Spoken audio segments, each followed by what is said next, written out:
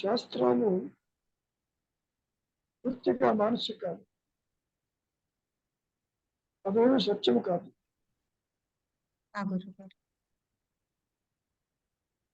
స్వరూప జ్ఞానము ప్రకాశించిన తరువాత ఈ దత్తబీజ మనస్సుతో ఏర్పరచుకున్న కొన్ని నిర్ణయాలు శాస్త్ర రూపేణ ఉంటాయి. అంటే ఇక్కడ ఒక విషయం బాగా గుర్తుపెట్టుకోవాలి. ఆత్మ ప్రకాశం అంటే ఈ మనస్సు అక్కడ లేదు. ఈ మనస్సుకి ఆ విషయం తెలియదు, కానీ బయటకు వచ్చి చెబుతున్నది. ఇది ఇట్లాగూ ఈ శాస్త్రానికి అని చెబుతూ ఉన్నది. అంటే పూర్తిగా శాస్త్రములన్నీ కూడా మానసికములు, మనస్సు కల్పించుకున్న కొన్ని విశేషాలు. అంతవరకు దేనికి? నువ్వు నిద్రపోతున్నావు, నిద్రలో ఏమున్నదో రెండు ముక్కలు చెప్పు చూద్దాం, బయటకు వచ్చి చెప్పలేదు. నిద్రలో ఉన్న విషయమే నువ్వు చెప్పలేకపోతున్నావు. హృదయంలో ఉన్న ఆత్మస్థితిని మనస్సుతో నీవు ఎట్లా చెప్తావు? ఏది చెప్పినా ఊహాజనితమే కదా. కాబట్టి శాస్త్రములు ఎక్కడ ఎవరు చెప్పి డాక్యుమెంట్ చేసినప్పటికీ అవన్నీ కూడా అవాస్తవములు. ఆత్మ ఎదుట అవి నిలవలేవు. ఒక పాయింట్. సరే, రెండవది ఏమంటున్నారు? ఆయనకి సంశయాలు రావు అంటున్నారు. సరే, సంశయం తర్వాత అసలు జ్ఞానులు అజ్ఞానులు ఉన్నారా? జ్ఞానులు ఉన్నారని, జీవన్ముక్తులు ఉన్నారని, విదేహముక్తులు ఉన్నారని, సత్యము తెలిసిన వారు ఉన్నారని దేహాత్మబుద్ధిలో ఉన్న అజ్ఞాని అనుకుంటున్నాడు. అంతవరకు ఆ అనుకునేది మాయలో దేహాత్మబుద్ధిలో ఉన్న ఒక మాయానేని యొక్క కల్పనే జ్ఞాని అజ్ఞాని. నిజానికి జ్ఞానులు లేరు, అజ్ఞానులు లేరు. నిజానికి అంటే ఆత్మపరంగా, సత్యపరంగా ఇక్కడ వ్యక్తిగత ఆత్మ అనుభవం కనుక ఉంటే జ్ఞాని అని సర్టిఫికేట్ ఇవ్వచ్చు. మీరు ఎన్నో పరీక్షలు పాస్ అవుతూ ఉంటారు. పరీక్షలు రాసి వ్యక్తిగతంగా ఒక సర్టిఫికేట్ ఇస్తారు. You are a graduate, you are a PG, you are a doctorate అంటూ. అట్లాగా ఈ జ్ఞానులు ఏమన్నా సర్టిఫికేట్ తెచ్చుకున్నారా పరీక్ష రాసి? అదేమీ లేదు కదా. నీవనుకుంటున్నావు వారు జ్ఞాని. కాబట్టి జ్ఞానులు అజ్ఞానులు అంటూ ఎవరు ఉంటారు. మరి ఏముంటుంది? జ్ఞానం మాత్రం ఉంటుంది, అవేర్నెస్ ఉంటుంది.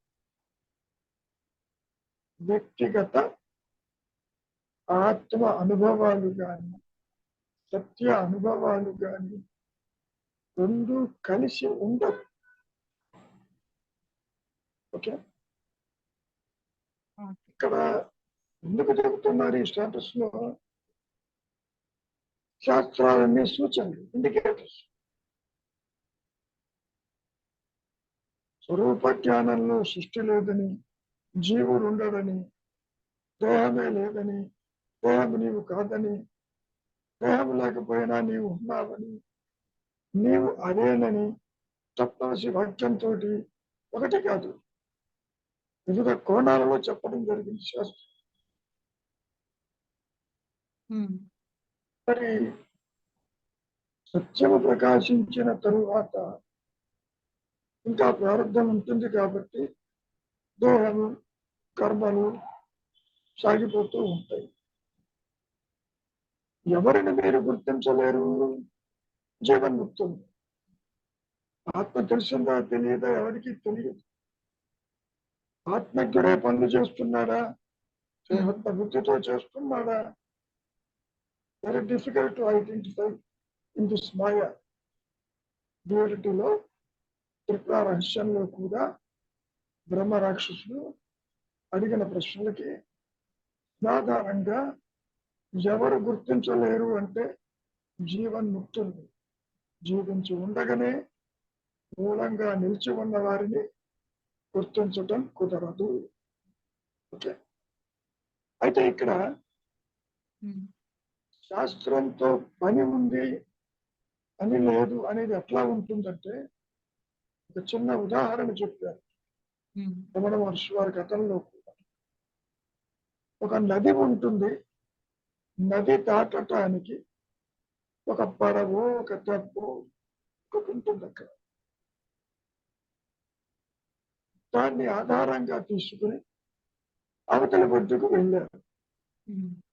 వెళ్ళిన తర్వాత పడవతో నీకేం పని? అవసరం లేదు కదా. అటువంటివే ఈ శాస్త్రాలు అని చెప్పారు. ఇంకో రహస్యం కూడా చెప్పారు. ఈ పడవ ఎవరికి అక్కర్లేదు? యువతల ఒడ్డున బాగా ఉన్నది నాకు, ఇక్కడే ఉంటాను అనుకున్న వాడికి పడవతో సంబంధం లేదు. కాదు కాదు, ఆ బలి ఒడ్డున అక్కడ బాగుంటుంది అని వెళ్ళదలిచిన వారికి మాత్రమే పడవ లేదు. అదే విధంగా శాస్త్రాలు కూడా ఇద్దరికి అక్కర్లేదు. ఒకటి ఇందాకనే చెప్పారు, ఆత్మజ్ఞుడికి అక్కర్లేదు. మరి ఇంకోడెవరు? అసలు నాకు ఇక్కడ బాగానే ఉంది, శాస్త్రంతో నాకేం పని, అతను ఏముందో లేదో నాకు అనవసరం.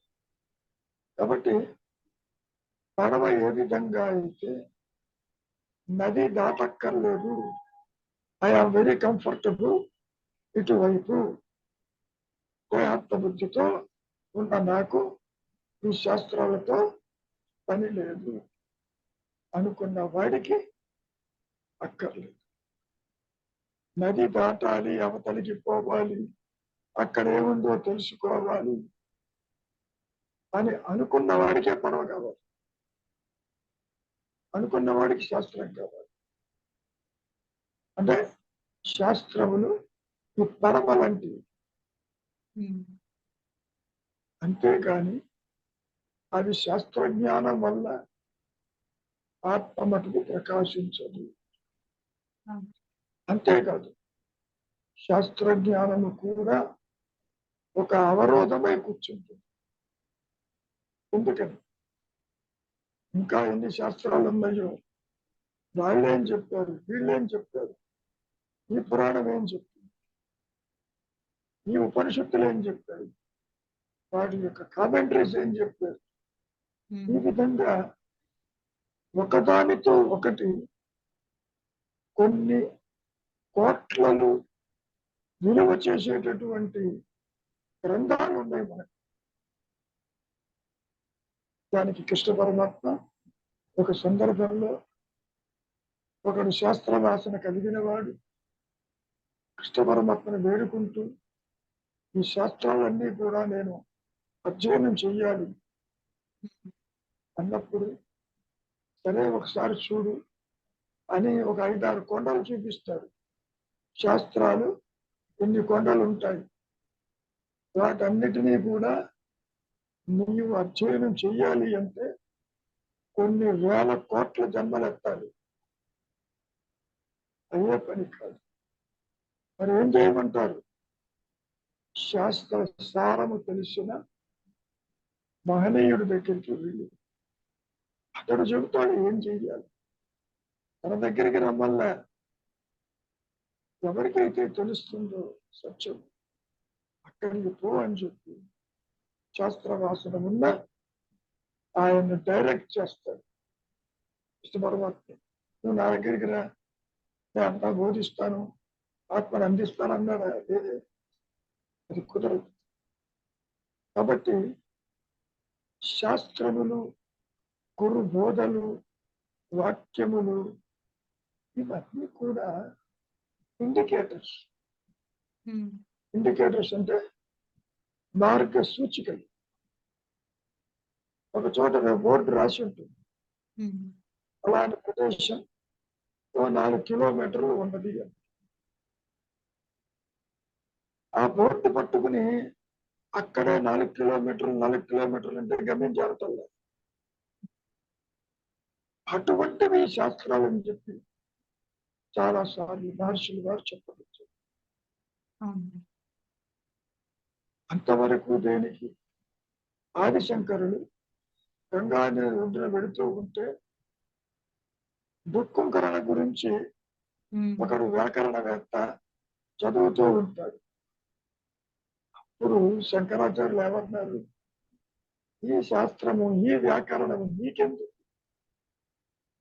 గోవిందం భజ మూఢతే సంప్రాప్తే సన్నిహితే కాలే నహి నహి రక్షతి దుఃఖంకరణే అన్నాడు. దుఃఖంకరణ అంటే సంస్కృతంలో వ్యాకరణంలో ఒక శాస్త్రం అనుకోకూడదు. ఉమ్, ఆ నది ఒడ్డున కూర్చొని ఊరికే వల్ల వేస్తున్నాడు. పోతూ పోతూ ఏం చేస్తున్నావు నాయన అంటే శాస్త్రం వల్లిస్తున్నానన్నాడు. గోవిందం భజ మూఢమతి. మూఢమతి అంటే వాడి జోలికి పోవద్దు నాయన, ఆ గోవిందుని పరమేశ్వరుని స్మరించు, వీటి వల్ల ప్రయోజనం లేదు అంటూ సాక్షాత్తు శివస్వరూపుడైన శంకరాచార్యుడే వాటిని దర్శించాడు. కనుక మహర్షి ఎందుకు చెబుతున్నారు, అందులో ఏముందో ఇందులో ఏముందో అని జీవిత కాలం అంతా కూడా నువ్వు వృధా చేసుకోవచ్చు.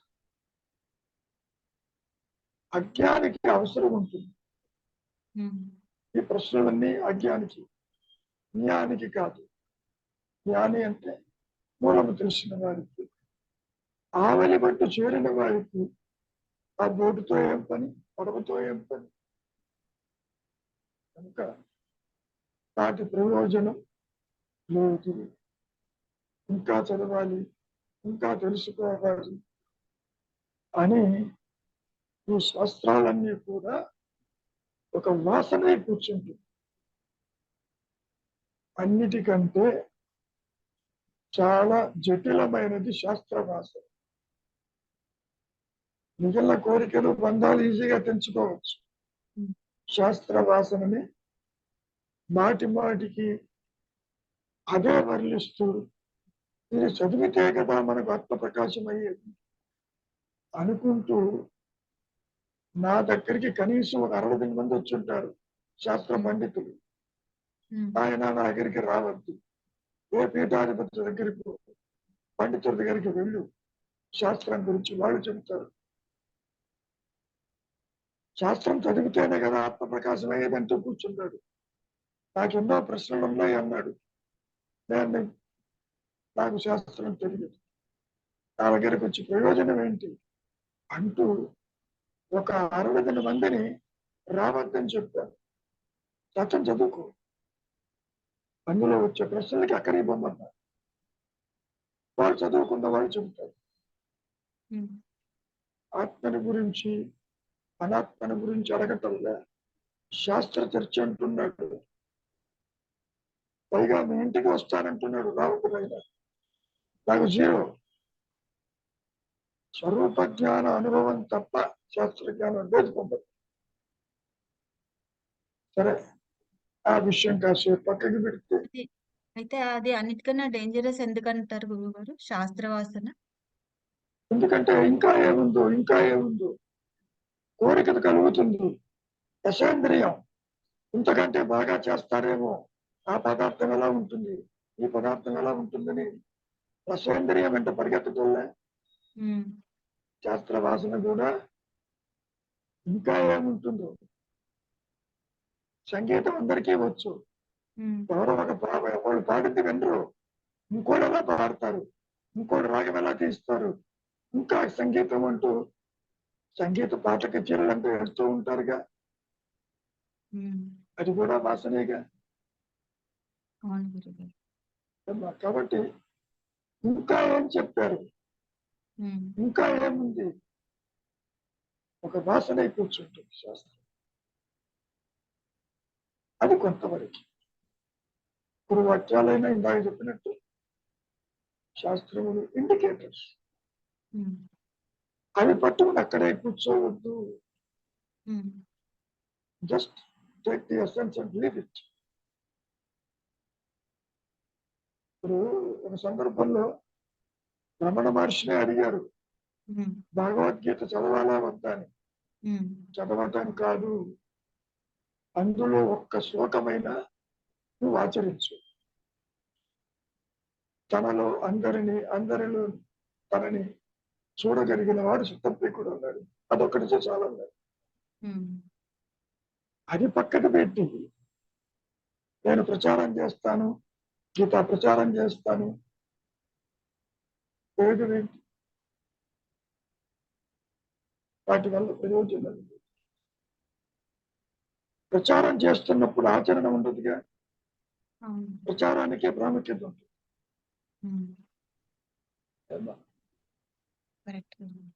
భగవద్గీత కూడా ఒక పవిత్ర గ్రంథము, శాస్త్ర గ్రంథము. నీవెవరివో తెలుసుకోవటానికి శాస్త్రంతో ఏంటి, నువ్వు ఉన్నారని నీకు తెలుసు, కాకపోతే ప్రయత్నబుద్ధితో ఉన్నావు.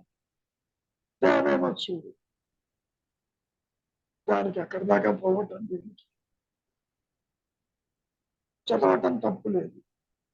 అదే పనిగా వాటి వెంట పరిగెట్టడం మూర్ఖత్వం. ఉన్న కాస్త సమయం శాస్త్ర చర్చకే సరిపోతుంది. ఇక మిగిలి ఎప్పుడు విచారం చేస్తాడు.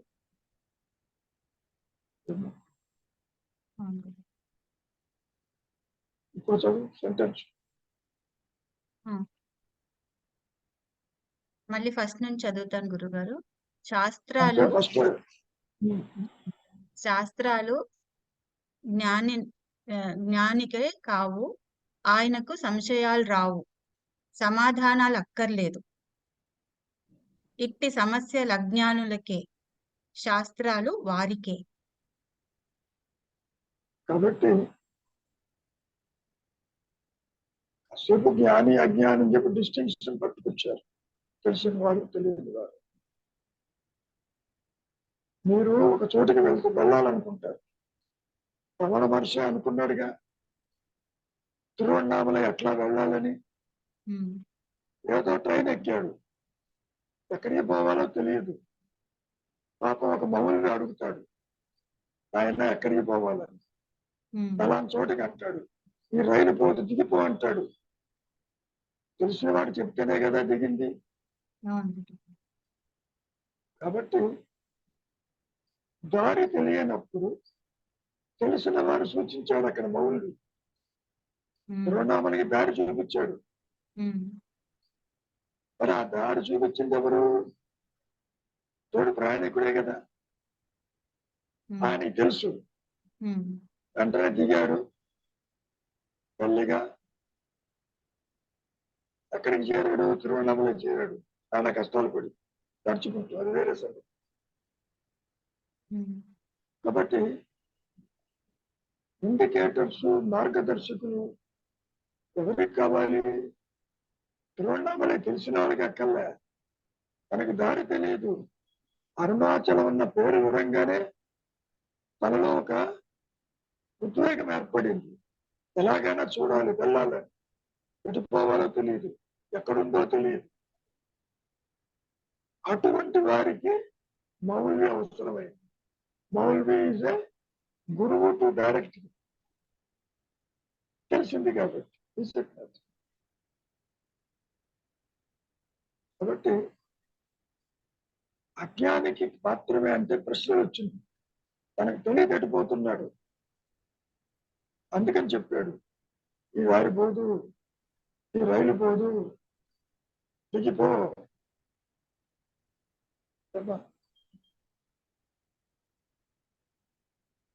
ఇంకేమైనా డౌట్లు ఉన్నాయా? మహర్షికి తిరువన్నామలై అని వినగానే అలా భావోద్రేకం అలా కలిగిందంటే అది కూడా ఆయనకి అది వాసన అయి ఉంటుందా గురుగారు? పూర్వజన్మలో ఆ వాసన లాక్కెళ్ళిందా ఆయనకి? జన్మ వాసన అట్లా అట్టిపెట్టి ఉమ్, అరుణాచలేశ్వరుని దర్శించాలి అనే తపనతో ఉమ్, బయలుదేరారు. ఇదంతా కూడా స్వరూప జ్ఞానం తర్వాత ఏర్పడింది. తిరువన్నామలై వచ్చాక ఆత్మప్రకాశం కాదు, మధురలో మరణానుభూతి తరువాత ఏర్పడింది.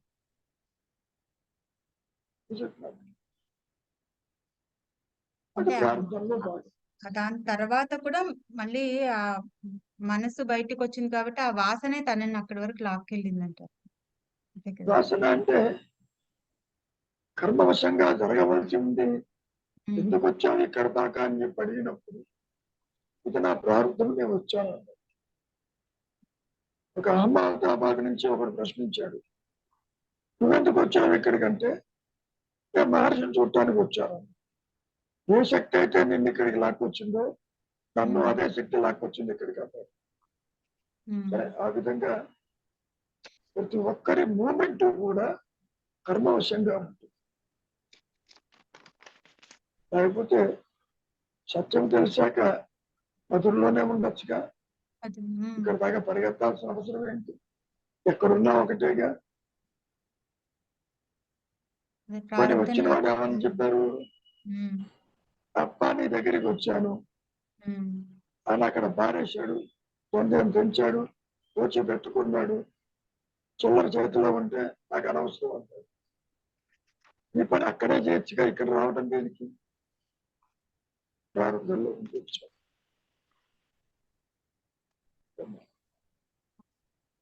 గురుగారు చెప్పుకోండి.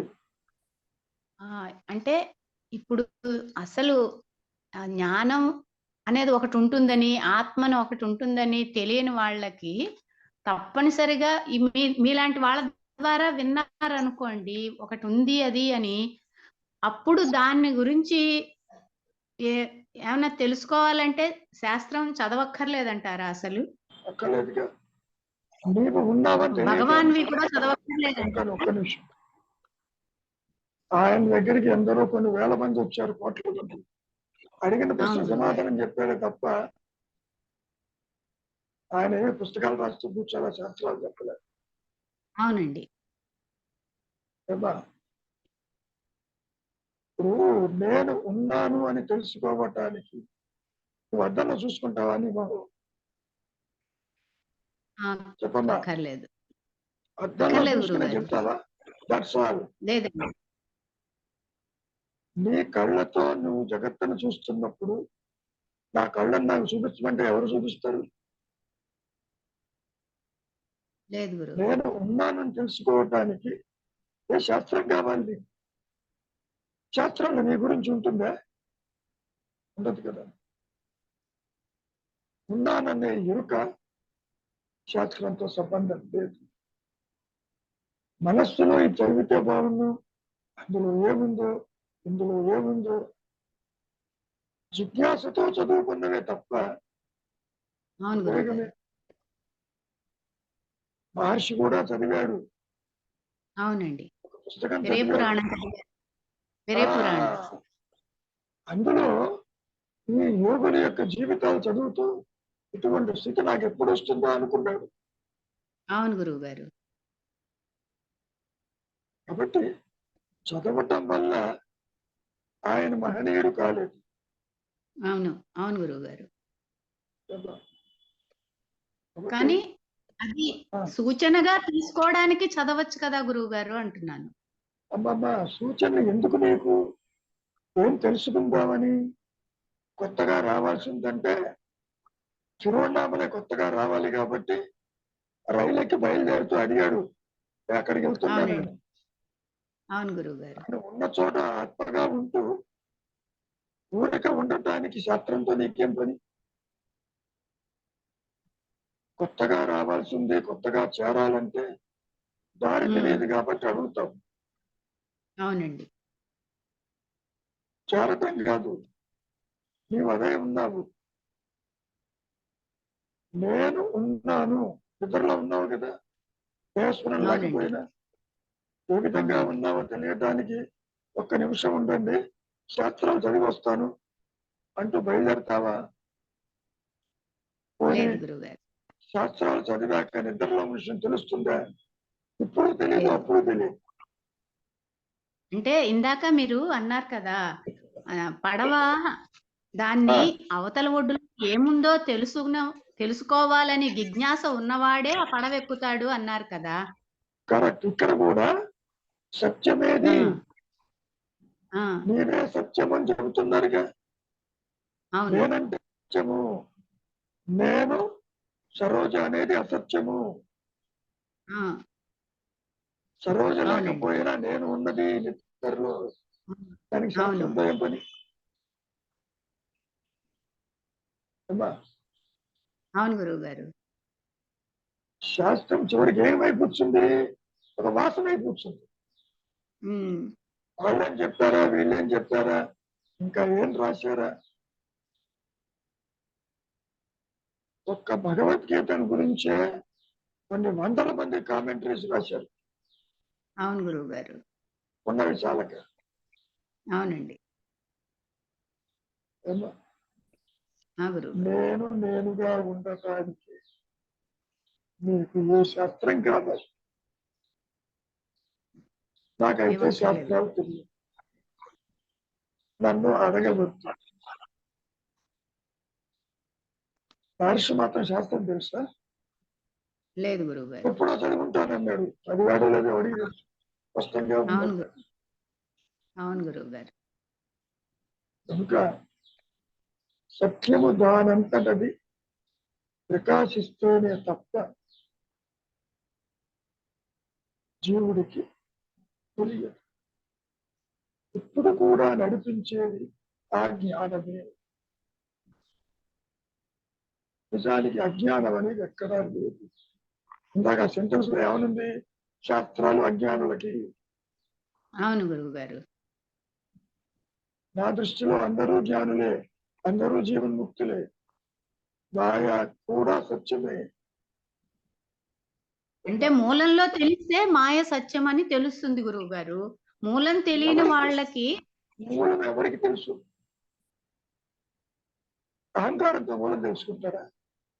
చీకటితో వెళ్తుంది తెలుసు పాసిబుల్ కాదమ్మా. వ్యక్తిగతంగా వెంకట్రామన్గా ఆత్మ తెలుసుకున్నారా? గురువు గారు.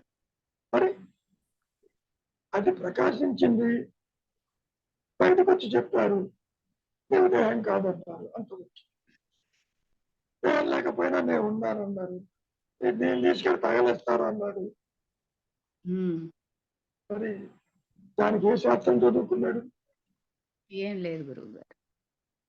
కాబట్టి శాస్త్రములు బోధలు కూడా ఇండికేటర్స్.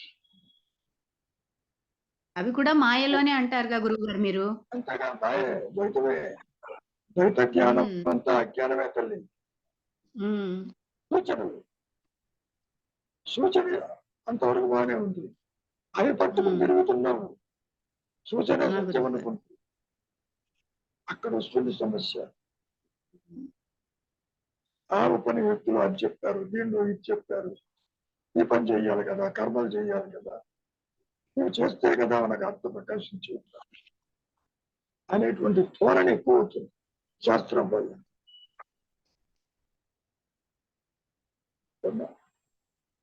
గురువు గారు అర్థమవుతుందా? అర్థమవుతుంది గారు. అంటే భగవాన్ బోధలు చదవడంలో తప్పు లేదు కదా అడుగుతున్నాను గురువు గారు. అమ్మా, బోధలు చదవటం కూడా వాళ్ళే అడిగారు, ఇంకా ఏం చెప్పారు, ఇంకా ఏం చెప్పారు, ఎందుకు నీకు కోరక ఉండు. భవనం శరణాగతిగా అన్నారు, ఒక్కడి తీసుకోపోను. అన్ని చదువుతూ కూర్చుంటే జీవితం వెళ్ళిపోతుంది. మీరు ఎప్పుడు విచారిస్తారు? ఏం బోధిస్తున్నారు? దేహం కాదు, దేహి. నిద్రలో దేహం స్ఫురణ లేకపోయినా ఉన్నావు కదా, ఆ ఉన్నది ఏదో ఇక్కడ చూడు.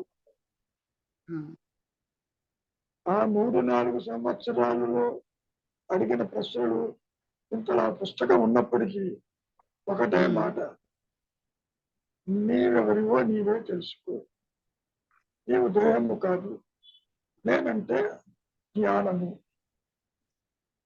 ఆత్మవే. ఇంకా చదువుతాను, ఇంకా చదువుతాను. ఏం చదువుతాను? చదవేస్తే ఉన్నమతి పోతుంది చివరికి.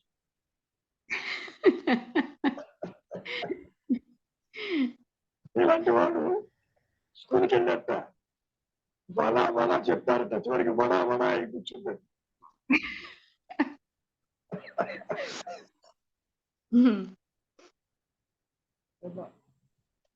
గురుగారు. మహర్షి కాలంలో పుస్తకాలు ఎక్కడ ఉన్నాయి? ఎవరు లేవు చెప్పేవాళ్ళు ఉన్నారు? ఏది ఏమైనప్పటికీ నేను ఉన్నాను అన్న ఇరుక ఈ స్వరూపముని తెలుసుకోవటానికి ఒక్క మౌనము చాలు, ఒక్క శరణాగతి చాలు. నీకున్న బుద్ధి విశేషంతో ఇది అసత్యమని గుర్తించు. బంధాలు పెంచుకోవద్దు. నాది నాది నాదని తగులాడుతున్నావు కాదు. ఈ పుస్తకం మొత్తం చదివి తర్వాత నేను ఆలోచిస్తానంటే తెచ్చుకున్న కొడుకుల ప్రారంభం ఎగిరిపోతుంది మధ్యలో. ఆలోచించకుండానే కర్మ జారిపోయిందనుకో, పునర్జన్మరణం పునర్జన్మం. ఈ ప్రకృతిలో ఏ జీవిగా పుడతావో తెలియదు. నీకున్న వాసన అవును గురువు గారు. ముందుకు వచ్చింది కూడా గురువు గారు అర్థమైంది. అర్థం కాదు, ఏదో ఉంది ఏదీ లేదు, నీవే అదే ఉన్నావు. గురువు గారు దాని గురించి ఆందోళన పడద్దు. ఏమైనా రవి ఫినిషింగ్ చేసేసా, ఆమె శాస్త్రం ఉందా ఫినిషింగ్ చేసేది? ఏం లేదు గురువు గారు. ఏమీ లేదని తెలుసుకోవటమే శాస్త్రం.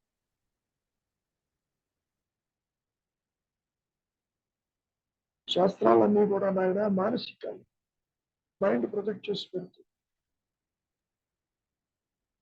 గతంలో ఒక ఎగ్జాంపుల్ చెప్తాను, గుర్తుందో లేదు.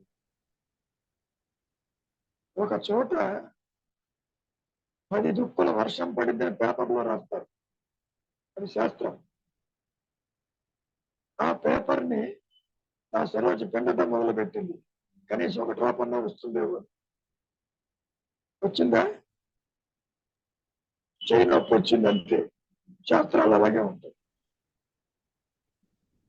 చెప్పారు మన చోట వర్షం పడిందని, చెప్పారు కదా, ఆ కాగితం పిండుతానని కూర్చుంది. పిండితే వస్తుందా? శాస్త్రాన్ని పిండినా నీకు ఒక్క బుట్ట జ్ఞానం కూడా రాదు. ఏమా చెప్పున్నాను, ఇంకేమైనా ఉందా? ఏం లేదు గురువు గారు. అంటే అవి మనకి ఆ దారి చూపించడం వరకే. ఇప్పుడు ఏముంటారు, నీవే అదే ఉన్నావు, కొత్తగా ఏది రాదు. ఇప్పుడు కూడా నీవు అదేను. తప్పవలసి వాక్యం చెప్పడం అయిపోయింది. తప్పవలసి కాక ఇంకేమైనా ఉంటే ఎందుకు నీకు? ఆదిశంకరులే 4 ముక్కల్లో చెప్పాడు కదా, దేహం, నాహం, కోహం, సోహం. వేదాంత సారమంతా 4 ముక్కల్లో చెప్పాడు. కాదు ఇది నాకు సరిపోదు, వేదాలు అధ్యయనం చేస్తానంటే తను కాలాన్ని వృధా చేసుకున్నట్టే. అవును గురువు గారు. అయ్యా శ్రీనివాసరావు గారు ఏమైనా డౌట్ ఉన్నాయా ఇంకా?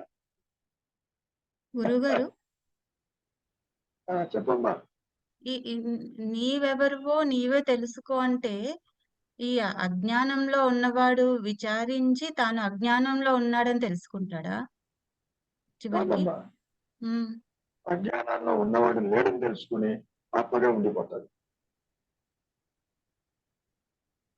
దేహం నీవైతే నీ అప్పటి దేహం ఉంటుందా నిద్రపోయేటప్పుడు?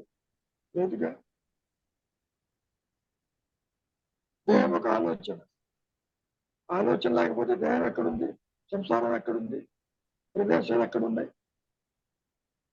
ఆలోచన లేని మనస్సుగా ఆత్మ విడిగా ఏముంది? అంటే ఆ అహంకారంతో ఆత్మని ఎన్నటికీ గుర్తించలేరు అని చెప్తుంటారు కదా మీరు. అహంకారంతో చెబుతున్నావు నువ్వు దేహం అని. నువ్వు దేహమేమో ఉమ్, చూడమంటున్నాడు. అహంకారంతోనే చూడాలి. నువ్వు చూడలేవు. చూడని మౌనానికి వస్తావు. ఆ మౌన స్థితిలో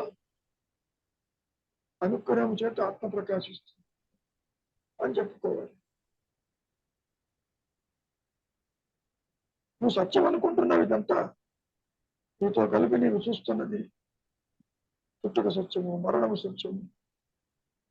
నిజంగా ఇదంతా మాయా, సత్యం కాదు. తెర మీద బొమ్మల్లాగా దృశ్యాలు ఇవి. వారి జోలికి పోవద్దు. నీవుగా ఉండు. అవి నిన్ను బాధించవు.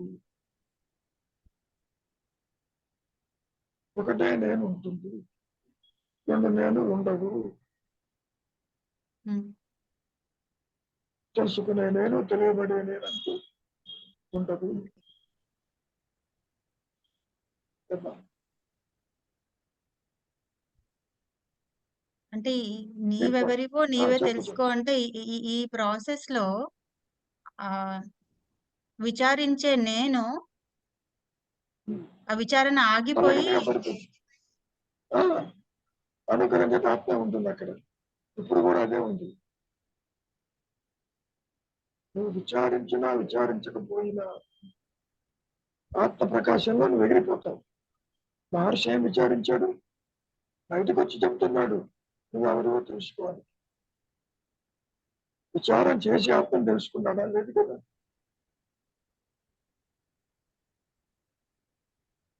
ఏమా? అవును గురుగారు. అహంకారానికి, దేహాత్మ బుద్ధికి మరణం వచ్చింది, ఆత్మ ప్రకాశించింది. బయటకు వచ్చి చెప్తున్నాడు విచారం చేయి, నువ్వు దేహం కాదు అని చెప్పినట్టు. ఉమ్.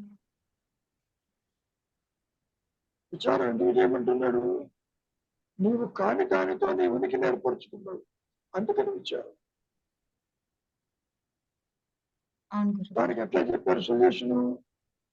దేహస్మరణ లేకపోయినా నువ్వు నిద్రలో ఉన్నావు కదా. ఉమ్. నిద్రలో ఉన్నదే నీ సహజత్వము, నిద్రలో ఉన్నదే ఆత్మ. అది అజ్ఞానం కాదు, అది జ్ఞానము. ఇప్పుడు నువ్వు చూస్తుందంటే అజ్ఞానము అని చెప్పడు. ఆ గురుగారు. సమస్య ఎక్కడ వస్తుంది? దేహాత్మ బుద్ధితో ఆత్మను తెలుసుకోవడం కుదరదు. ఇది చీకటి అయితే అది వెలుగు. చీకటి వెలుగులో కలిసి ఉండవు. ఉమ్. జ్ఞాన అజ్ఞానములు కలవు. ఆ గురుగారు. అహం స్ఫురణ, అహం దేహం కలవదు.